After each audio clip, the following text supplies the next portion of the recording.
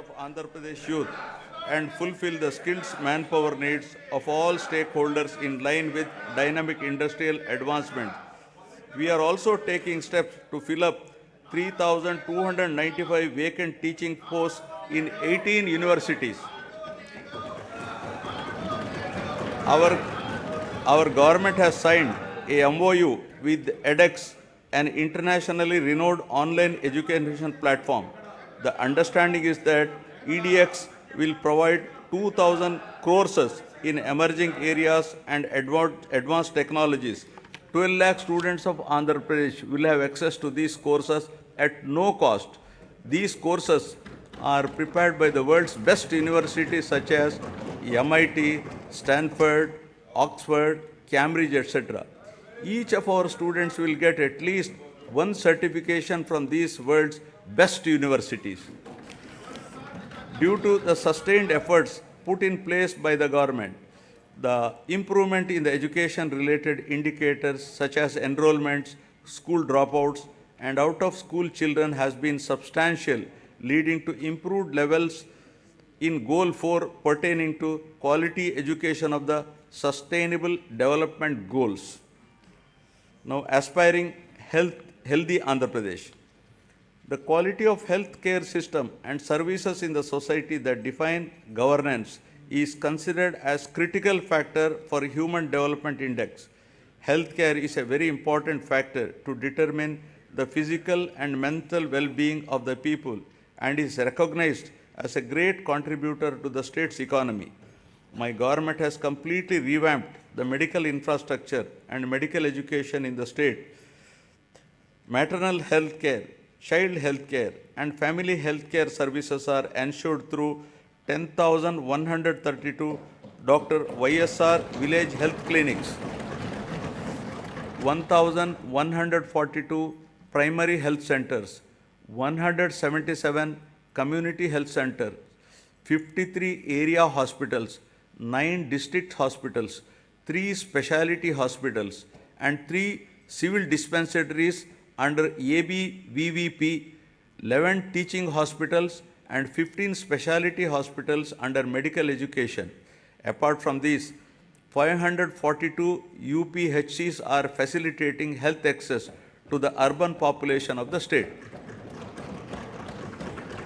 Through the Nadu Nedu program, government is revamping the existing health infrastructure and putting in place a robust decentralized public healthcare infrastructure for strengthening primary, secondary, and tertiary healthcare infrastructure in the state.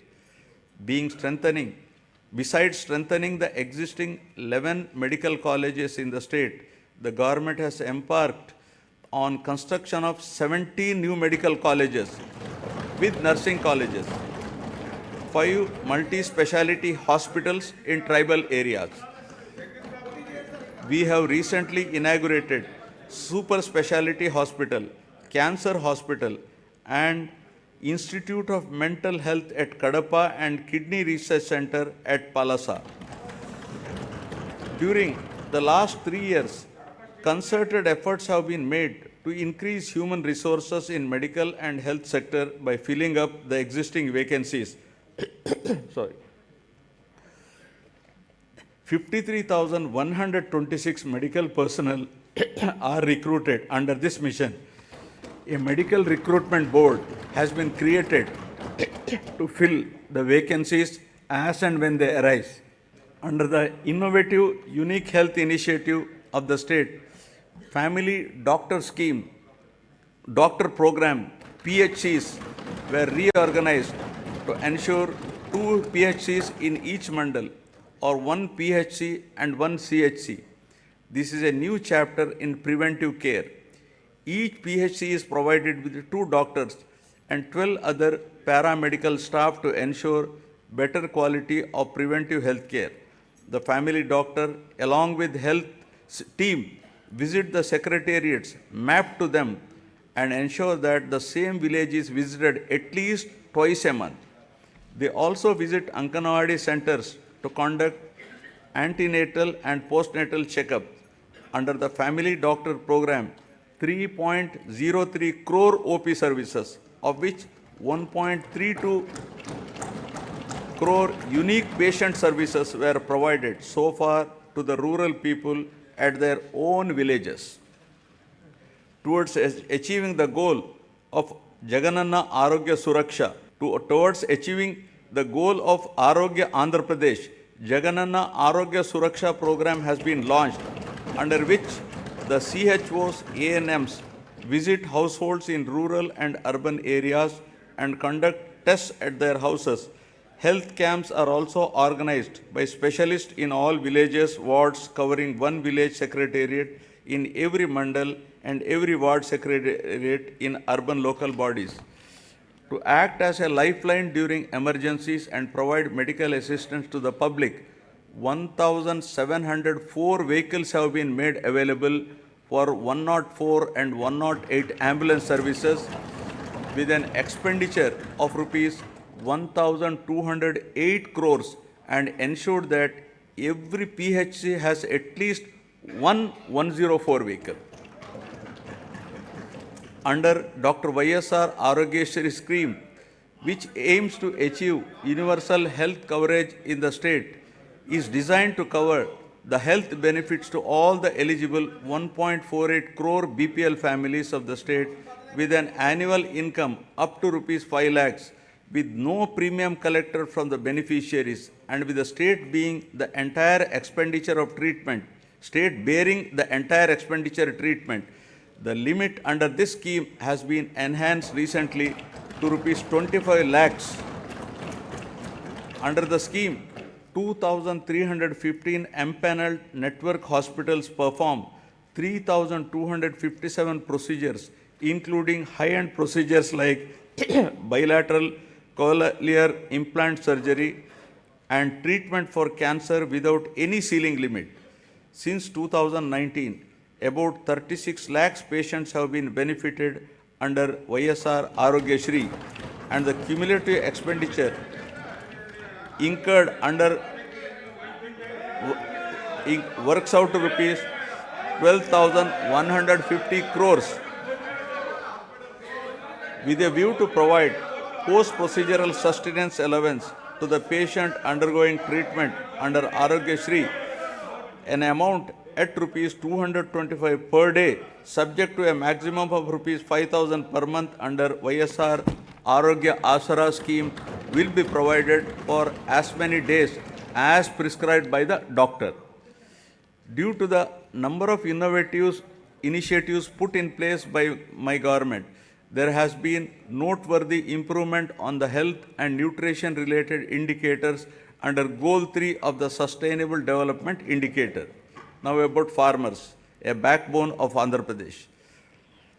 With about 62% of the population still depending on agriculture and allied sectors, the GSDP contribution from this sector is as high as 36% compared to 18% at the national level.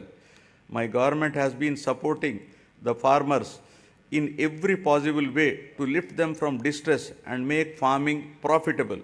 My government is extending YSR Raitu Bharosa PM Kisan assistance of rupees 13,500 per year, not only to the farmers cultivating their own lands, but also to eligible SC, ST, BC, minority tenant farmers and farmers cultivating ROFR, forest and endowment lands.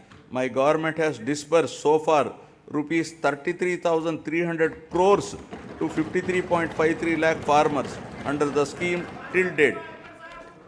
Our government has established 10,778 Dr. YSR Raitu Bharosa Kendralu, which have effectively evolved as one-stop centers to meet farmers' needs, right from supply of seed to sale of crop in their village itself. The government is arranging supply of pre-certified quality inputs to the farmers through RBKs. RBKs are designated as procurement centers and are providing minimum support price to the farmers. Banking services are provided at RBKs through business correspondents of major banks.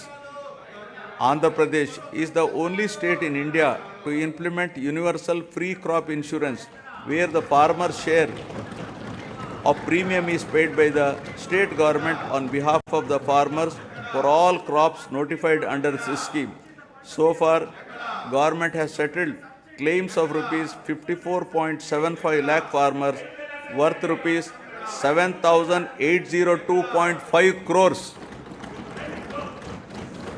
An amount of rupees 1,835 crores of interest subvention was credited directly into the accounts of 73.88 lakh small and marginal farmers who availed crop loans of rupees 1 lakh and repaid with the stipulated time under YSR Sunnavaddi Panta Runalu.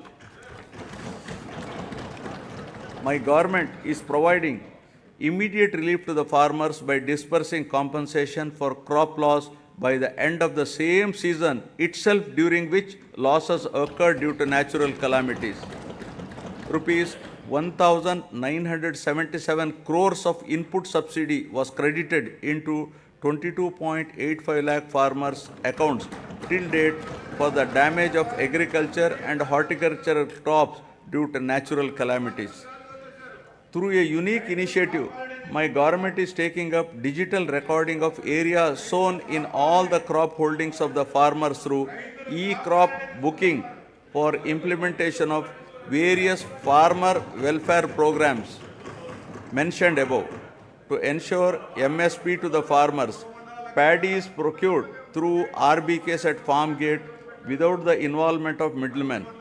The gunny usage charges, labor and transport cost as fixed by the government are being paid to the farmers along with paddy costs. So far, 3.34 crores MTs of paddy worth rupees 63,827 crores was purchased, ensuring timely MSP to 36,59,615 farmers. Over and above this, apart from the crops covered under MSP, my government is providing remunerative price for the other crops and has provided rupees 7,751 crore for procurement of those crops. My government acted upon swiftly to mitigate human loss and property loss to handle the recent Michong cyclone that has hit the coastal Andhra Pradesh, affecting the crops and infrastructure.